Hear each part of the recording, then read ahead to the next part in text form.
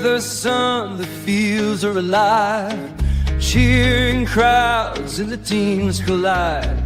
In these moments, we stand tall and free. First pride runs deep in me. With every touchdown, we rise and we cheer. Unity and spirit, the heart of the year. Raise your voices, let's make it loud. In Florida's high schools, we're so damn proud. From the bleachers to the end zone to go, football and cheers make our spirits grow.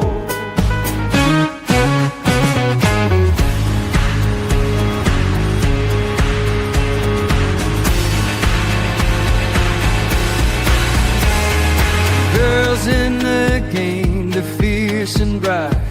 Flag in hand, they give it their might. From every town they bring their dreams. On this field of gold, nothing's as it seems. Together we shine, together we play. In Florida's heart, we own this day. Raise your voices, let's make it loud. In Florida's high schools, we're so damn proud.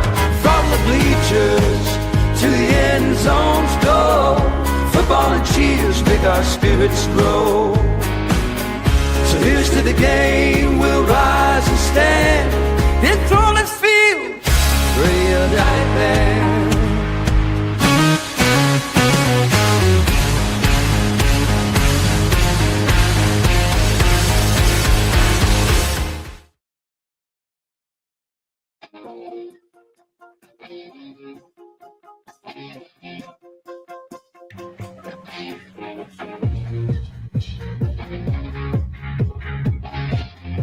All right, welcome to the Space and Treasure Coast edition of the Blitz. And Chris has got another one of his props, and it is National Fruit at Work Day. Favorite fruit? Boy, that's a good question.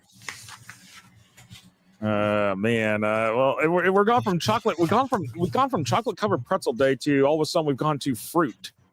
So, wow. It all sounds good about now. You know, I gotta say, apples and grapes are two of my fruits up there. So, I mean, you know what's funny? I'll drink orange juice, but I won't really eat oranges. Does that make any sense? Yeah. I like grapes and cherries. So.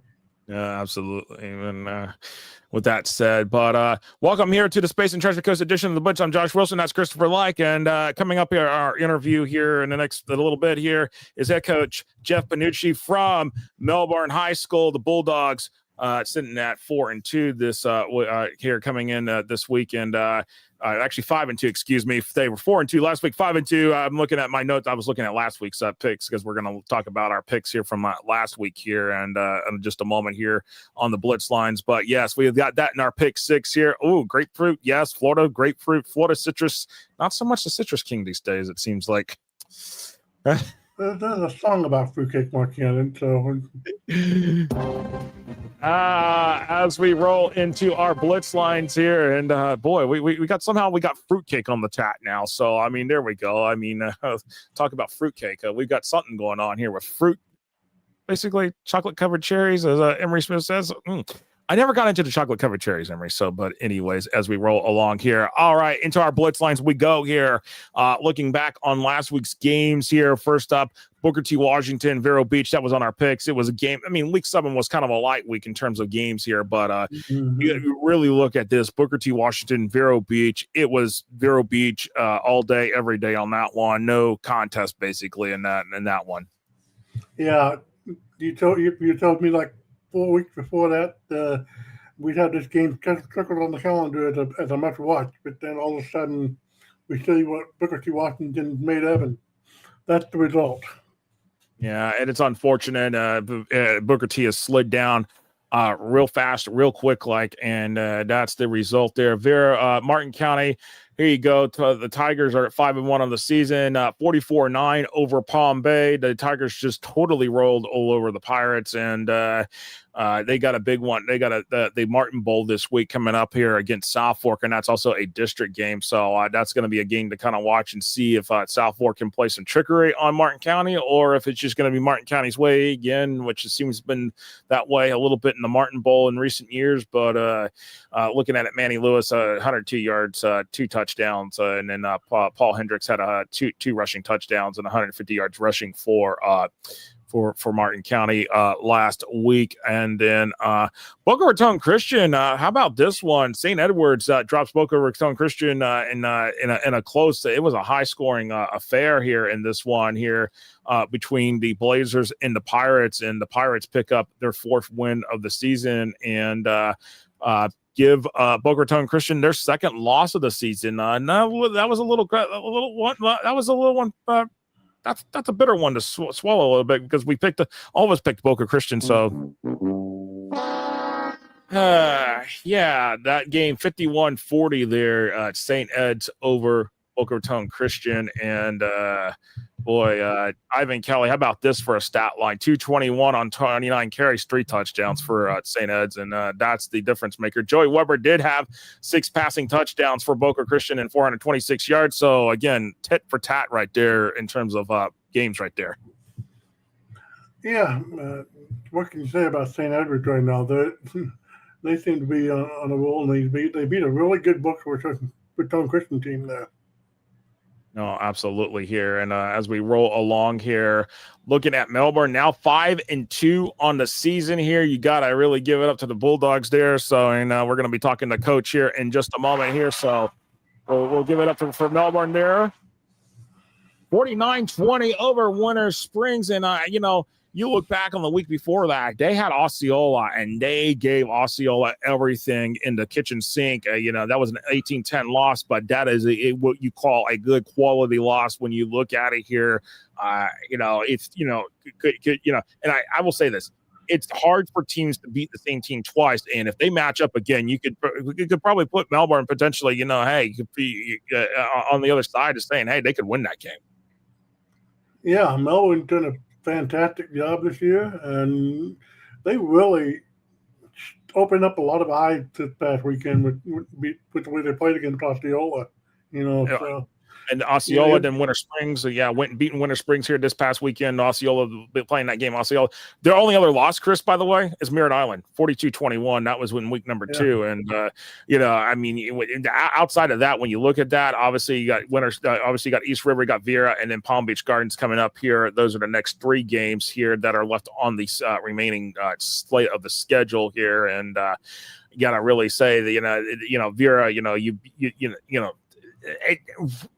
I believe, if I recall correctly, when we were on the Drive the State show, it was Vera and Melbourne sitting there in a rematch. But it basically would be a rematch based upon the rankings, and it could fall that way. The way the final rankings come out, we'll have to wait and see what happens there. But anyways, looking at a couple of the other games that we had here, John Carroll and Holy Trinity, and John Carroll rolls to their 5th win of the season, and they got a big one coming up here this week against Jensen Beach here in district play. That most likely will determine who wins that district there. Yeah, John Carroll really putting the foot on Holy Trinity, 42-24. So yeah. I think John Carroll is going to be a real tough team to beat in the next few weeks. Yeah, and they got, Jensen Beach this week. That'll be on the road here. Jensen Beach looking pretty good as well. And so to keep an eye on that particular game here, Jensen Beach sporting a 6-0 record coming in. There's a good chance that John Carroll could put the hand on the first loss of the season. We'll see. But again, this will be most likely for that District 4A 13 championship here. And then Cocoa Norland. Oh, my goodness. I thought Coco had a chance. This was going to be one of those get-right games. And for me, you picked right on Norland. You said the computer was kind of leaning. I believe the computer was leaning towards Norland on this one. But I just, oh, man.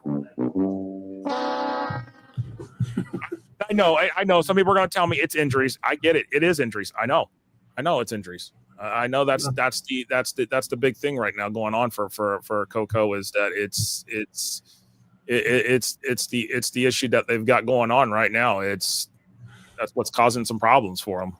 Yeah, you wonder what the other coaches in the region are thinking about with Coco and how stunning the results are with Coco losing the way they are this year.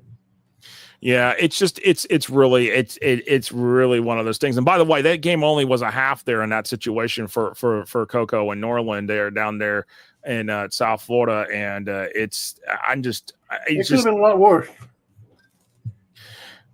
Mark Cannon with his comments. I was like, Coco is sugarless this year, and I've said, the cocoa was not the hot cocoa, and cocoa is not so hot right now. It's 28-6 was the final score for that game. Again, was called final after the half because weather was a factor, and well, you know.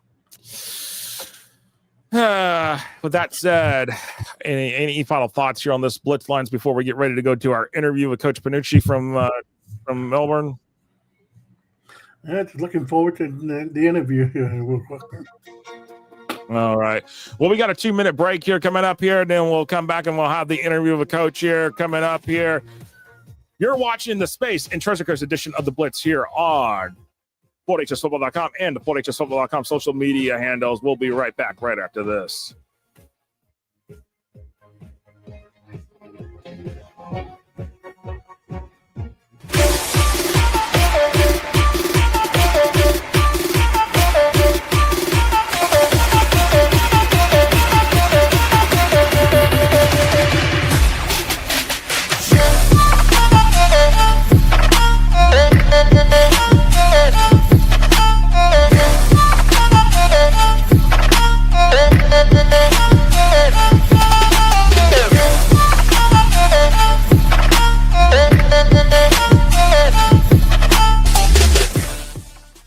Box Out gives you the ability to create graphics at the speed of sports to highlight your athletic department, teams, and student athletes in seconds. Used and trusted by Notre Dame, Ohio State, UConn, Marquette, Georgetown, and many more of the top college brands in the country. If you want your school's brand to stand out through all the clutter, start your free demo at boxoutsports.com.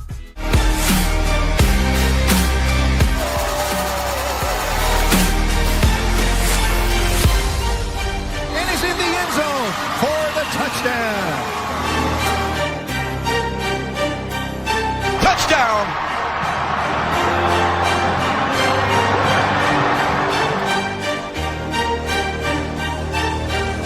Juggled and caught!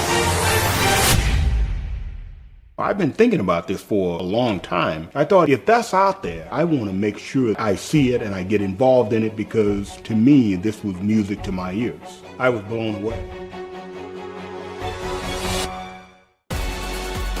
When you look at today's kid, the millennium kid, they learn by being able to see it. If I can see it, it's a great chance that I can do it. The First Down Playbook is a tool that can essentially change the way we teach the game.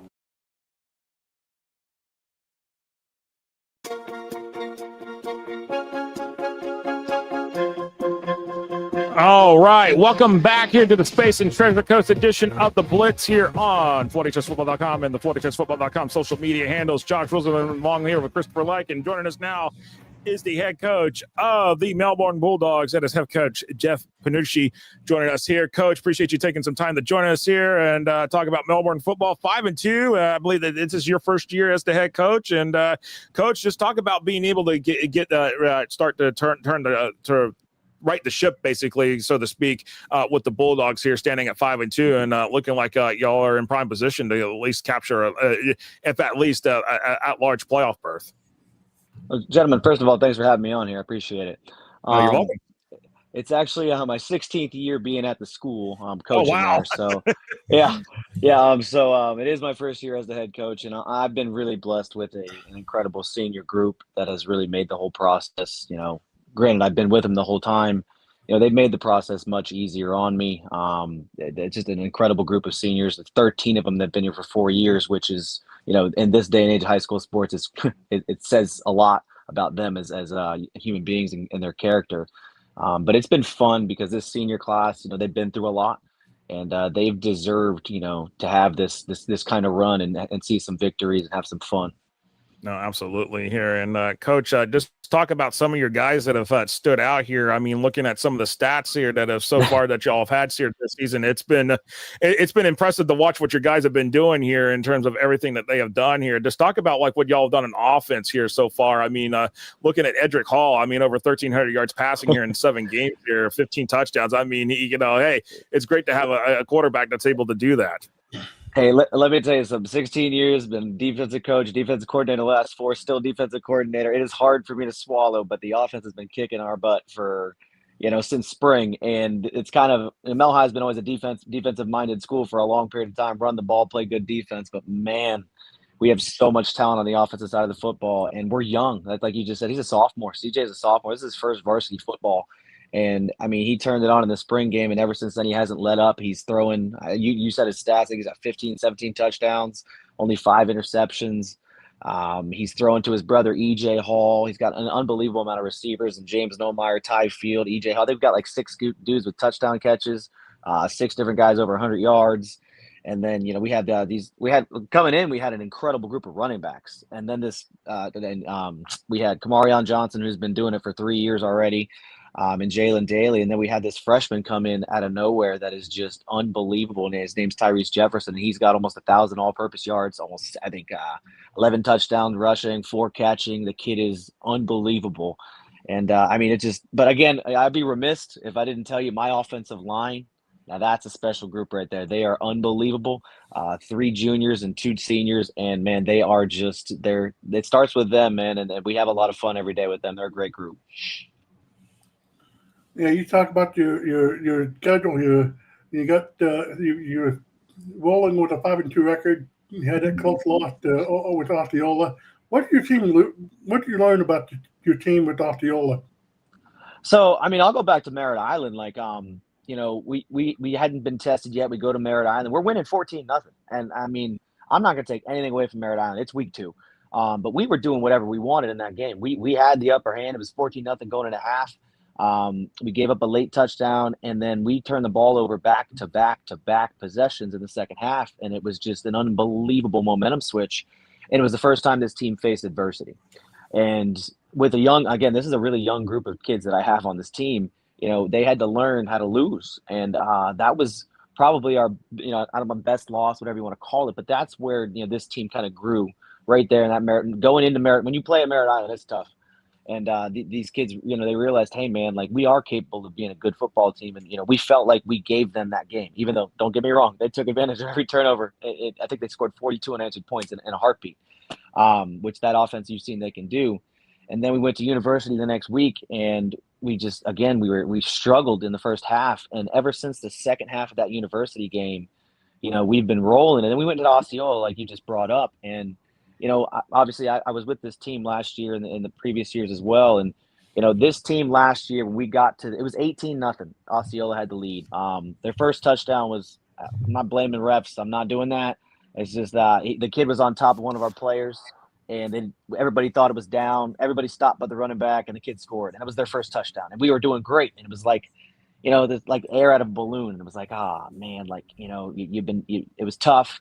And then right before half, it was 12-0, and we had a chance to score, and it slipped through our fingertips. So everything's going wrong. You come out, start the third quarter. We threw an interception. They scored. It's 18-0. Osceola is being Osceola. They're doing what they do, and you're thinking to yourself, man, like, is this where it's going to get out of hand? And the kids responded, and it went to 18-7, 18-10. We had the ball. 4 minutes left and an opportunity to tie the game and to go into overtime against one of the best teams in the state of Florida. And these kids saw, you can go toe-to-toe with one of the best teams there is. It showed this team what they're capable of. And honestly, I think it was the first time they believed it too. So, it was a good – I mean, I'm not saying it was a good loss. A loss is a loss. But it showed these kids, hey, man, like this is a good group. Yes, we're young, but that's not an excuse anymore. It's week 6, week 7. These kids, they believe now in themselves and what they're capable of, and they're not afraid of anything. No, absolutely, and of course the kids are not afraid of anything. But talk about, I mean, you obviously you mentioned obviously being defensive coordinator. You've dealt with the defense for a lot of these years. Through the various head coaches that have been there through the program, and but right now one thing that stands out: 18 sacks so far through 7 games. I mean, talk about the defense and what they've been able to do just to be able to generate what they're doing, that kind of production. Yeah, so I'll be honest with you. I mean, we lost our entire defensive line either to transfer or whatever you want to call it. Half of them at Coco. It was going to be interesting to see what was going to happen with our defensive front because I got a linebacker core: Tyler Gagan, Danny Legron, Noah McNair. My linebacker core is basically all seniors. Kamari Jennings is a junior. I knew they'd be all right. My secondary: Kevin Thorpe, a senior. Kamarion Johnson also plays running back. John Larson, Jackson Eagle. I got an experienced group there. But my front is all sophomores, every single one. Just they're young kids, never played varsity football a day in their life, and it's Silas Walters, MJ Small, and Darius Corbett, with a mixture of 2 other freshmen, and that was where it starts up front.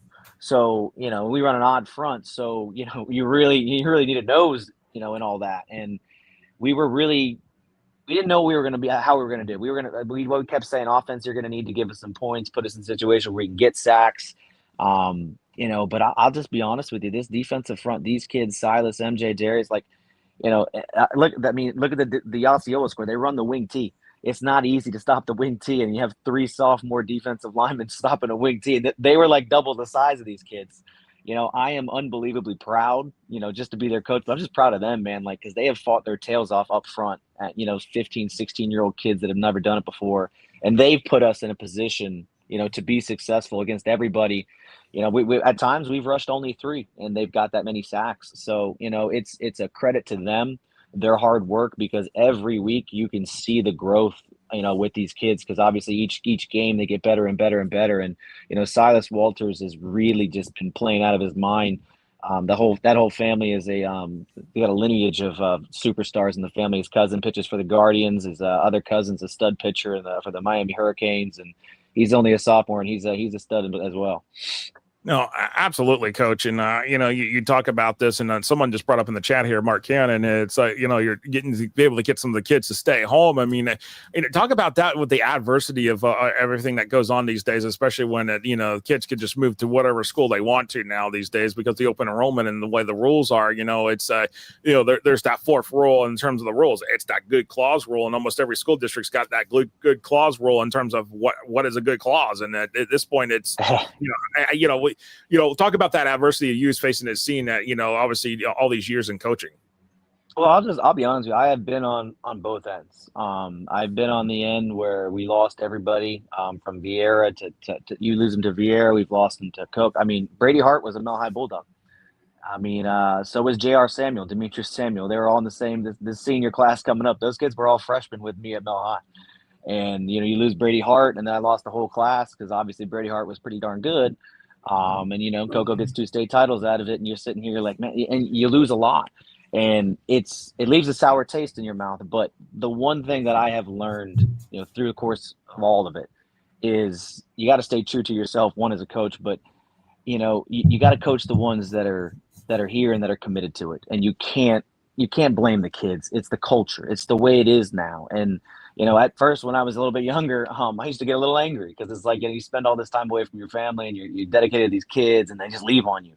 And you would take it personal. But then, after a while, you get a little older, and it happens enough to you. You realize, it's just the way it is nowadays, and it's not personal. I have very good relationships with a lot of those kids that I mentioned that have left. And you take it with a grain of salt, and you coach the ones that are there, and you focus the energy on the ones that are there. And I'll be honest with you, that's what's made this whole thing for me this year so special, because this senior class, again, this is the one that lost the Brady and lost the Demetrius Samuel and the TJ Monroes, and all their would-be senior classes are playing somewhere else. And these are the kids that stuck it out. These are the kids that they played for their school, they played for one another. That's that old school brotherhood they talk about that high school sports kind of brings out of you. And they make it so easy to come to work every day. And we talk about all the time, the senior class. We had a 2-8 season 2 years ago, and it was the most fun we've had. That we had back-to-back district titles, back-to-back playoff runs prior to that. we had more fun in that 2-8 season because it was nothing but a bunch of freshmen and sophomores that weren't supposed to be playing varsity football, man. And we just, every week we were fighting with our backs against the wall. There was no pressure. And this is that group. And it's kind of a, it's a culmination of all their hard work and their dedication to the school, which, I graduated from this same school. I've been here for a really long time. So this school means a great deal to me. So, seeing these kids, stick it out kind of, it means a lot. And it's kind of what I built this whole staff upon. We've got 5, 6, 7 guys that have graduated from the school that are on staff with me that either played with me or I coached a few of them. So, it's kind of what we preach at our school because it means the world to us really. And, you don't get it much anymore. And you just kind of try and stay true again to who you are as a coach, and you build those relationships with those kids. And, sometimes they come and they go, but, this group is, it's been really special. And I'm really happy for them because they haven't, they've had a lot of turmoil and adversity. So this has been a good group. And, again, the whole transfer thing, nothing you can do about it anymore. I mean, you can't blame nobody. We can go all day about who we want to blame. And there's certain people that's, it is what it is. Brevard County is just as bad as probably some of the other counties. And, you just try and focus on the ones that stay in your building. No, absolutely here. And as we wrap it up here, with about 90 seconds left here in the interview, Coach, with what's left on the schedule here, what is the biggest thing you're looking forward to here with the 3 games left over the next 4 weeks? Well, I mean, we got to obviously win out. We want to win out, but that game against Vieira is going to be a big one. They're kind of a rivalry nowadays. They've been around long enough. It's always us versus Vieira, district matchup. And right now, obviously, as the rankings are, I imagine that game's going to mean a whole heck of a lot for the rankings. So it could be a rematch at our place or their place. I don't know. But yeah, obviously want to win out, but you take it one game at a time. No, absolutely. And by the way, there's a round of applause there for a lot of those guys sitting there. Emery Smith says round of applause for them sticking out and staying put, not leaving like many others do. So there you go. That's definitely awesome, especially in the day and age, the coach. And, again, it's obviously a lot of history, a lot of tradition at Melbourne. Obviously, again, you can go back and look into the history book and see Melbourne sitting there in a lot of those record books in the early 60s when they running those state championships. Yeah, actually, this week if we win, will be our 500th victory of all time. So holy cow! Well, that'll be the hey, there you go. You hear, Coach. If they win this week, it'll be 500 for the program. So that's huge for one of the historic programs that we have here in the state. And Coach, appreciate you taking some time out of your busy schedule to join us here on the Space and Treasure Coast edition of the Blitz. I appreciate you guys having me, man. Anytime. No, thank you so much, Coach. Thank you, and have a great evening. And that was head coach Jeff Pannucci from joining us here from Melbourne High School. And the Bulldogs again doing a lot there, and they being able to hear about some of the guys staying, Chris. That's awesome. Yeah, great interview with Coach Pannucci. I love what this Melbourne team doing, and love what I see out of them. So it's gonna be interesting to see how they end up through the playoff drive. Hopefully, they go far. No, absolutely here. And with that said, that wraps up the interview portion of the Blitz here. And we'll be right back here with our pick 6 for week number 8. We'll be right back here on the Space and Treasure Coast edition of the Blitz.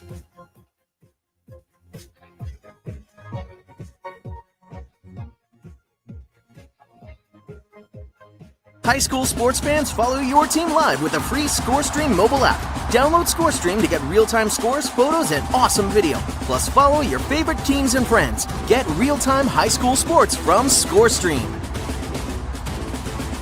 Box Out gives you the ability to create graphics at the speed of sports to highlight your athletic department, teams, and student athletes in seconds. Used and trusted by Notre Dame, Ohio State, UConn, Marquette, Georgetown, and many more of the top college brands in the country. If you want your school's brand to stand out through all the clutter, start your free demo at boxoutsports.com.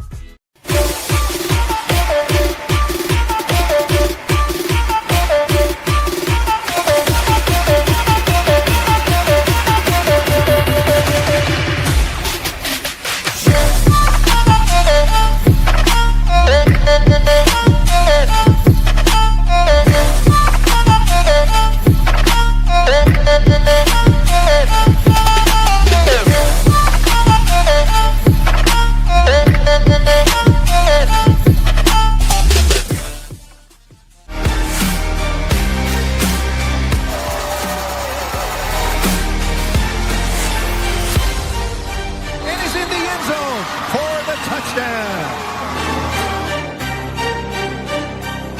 Touchdown.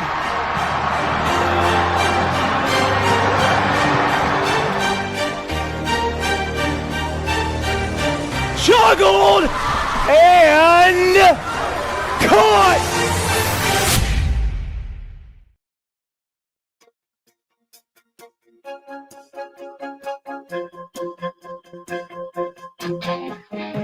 All right, welcome back here to the Space and Treasure Coast edition of the Blitz here as we wrap to get into the I think it always seems to be like one of our best parts of the show, and that is no other than Pick 6.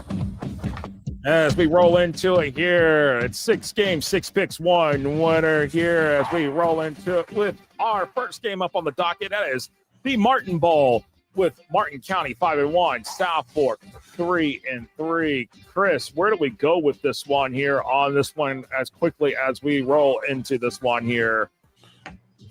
Yeah, anytime these two teams meet, throw out the record, but give me Martin County to continue their winning ways. No, absolutely here as we roll along here with it here. I'm going to, with that, I'm going to roll with Martin County as well here. And our pal Reno, he has got Martin County as well here. So we are taking the Tigers on this one here. With that, this one, I had to throw this game in here just because I needed a game to throw in here, but it's a Popka 1-5 and Cocoa 2-4. And as you see, Cocoa is 11-point favorite here. I mean, throw it up. I mean, who really knows with these two teams right now? It wouldn't surprise me if Popka wins this thing, but give me Cocoa. You know what? I'm going to go with Cocoa this week. I feel like they'll pick up their third win here in this situation here, and it's one of those things I'm just like, okay, they got to win a game here. They in order to at least be able to salvage something in terms of the season. I don't know if this Cocoa team has got the effort to be able to get all the way to the state championship game. I just don't know that there's injuries, there's other things going on. It just seems like there's too much here, but give me Cocoa, give me the Tigers, and Reno rolls with Cocoa as well on this one here. So maybe the Cocoa will get a little bit warmer this week. And Emery says I picked Cocoa. Both have struggled, but Apopka has struggled more, and I agree. I think Apopka is one that has struggled more here in this situation here. All right. Into our third game, we've got an SSA Atlantic matchup, North versus South. We have West Nassau 7-1, Satellite 7-0. Satellite on a magical trajectory under her first-year head coach Dan Burke. Not a first-year head coach by any means, but first year at Satellite. But West Nassau rolling, and they've been averaging like anywhere from 30 to 50 points a game. So this is a thing. Does the Warriors here, Chris, hand Satellite the Scorpions their first loss this week? I debated this as I looked at this, but I think Satellite's got a chance to win this thing, and I think they'll continue to stay undefeated. Well, you hear it from Chris. He is taking Satellite here, and I'm just not sure. But Reno is taking Satellite as well here, but my gut says West Nassau. I feel like West Nassau in terms of this. I feel like this game is the favorite. It tilts West Nassau's favor. I feel like West Nassau is a much stronger team here in this situation. So give me the Warriors for the win here. All right. Our fourth game is John Carroll 5-1, Jensen Beach 6-0 for a 13 district title pretty much on the line on this one. John Carroll, a 1-point favorite over Jensen Beach. Golden Rams versus the Falcons. Where do we go with this one with John Carroll holding a 54% win probability? I like Jensen Beach at home. Jensen Beach on a roll. They've shown they can compete with the best of them so far. So give me Jensen Beach. Jensen Beach has played. But my feeling is just I roll with John Carroll on this one. So give me the Golden Rams here. Reno's taking Jensen Beach, so that's where I'm sticking with. I feel like the Golden Rams will repeat as district champs once more in this district. John Carroll again, 1A school playing up on a 4A schedule. Got to give it to them here. I feel like they're playing some good football as well. Astronaut 5-2, the Villages 7-0 here in this one here as we roll into our sixth game. Yes, Astronaut at the Villages. this is a game that Astronaut won last year, and they felt like they should have been in the playoffs over the Villages. But the Villages, I feel like, has greatly improved. Obviously, maybe the teams they played when the schedule has not been so much in their favor, in terms of the SOS. But I feel like there's also some other parts here where the Villages is growing. The players are there; they've gotten more players coming in, and they're just on a roll here, 7-0 here. The Buffalo versus the War Eagles. Where do we go with this one, Chris? I like what Astronaut's doing this year, but give me the Villages at home. It's not going to be close. I don't think this is going to be close either. The Villages at home, and if you've ever seen their stadium, oh my goodness, it is a delight to see their stadium. So the Villages in that area where they're at now, called Middleton, it is growing rapidly as all get out. So there's that one. And for our final game, Chris, we have a big district matchup in 3A.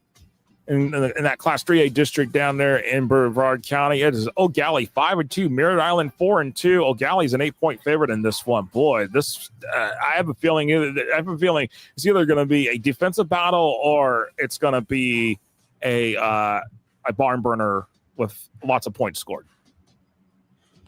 Yeah, no matter how you look at it, it's going to be a close one either way. Normally, I'd take Merritt Island in this situation, but I'm going to go with O'Galley. Yeah, I'm going to roll with O'Galley as well. But if Merritt Island wins this game, this will be a huge pickup win for them, and this would definitely solidify their spot for playoffs and push them into basically being a top 4 seed in Class 3A Region 2. It would just definitely go a long ways and send a message to the region saying, hey, don't discount us. Yeah. So with that said, that is our pick 6 for week number 8 here on the Space and Treasure Coast edition of the Blitz here. And Chris, as we wrap this up, any final thoughts? Yeah, I'm looking forward to a couple of these district matchups coming up this week. So this is one of the weeks that we have we've been struggling on the calendar, and Josh noted it very well. Yeah, nope, absolutely. And Emery Smith asked, do you enjoy watching offensive shootouts or defensive battles more? I like both. It depends on the teams. It really does. It really does depend on the teams. Appreciate it, Mark. Thank you so much on the graphics part. Trying to make sure we got those added back in and everything here as we wrap this up here and everything. So definitely appreciate everybody joining us here on the Space and Treasure Coast Blitz. Coming up here is the South Florida Blitz.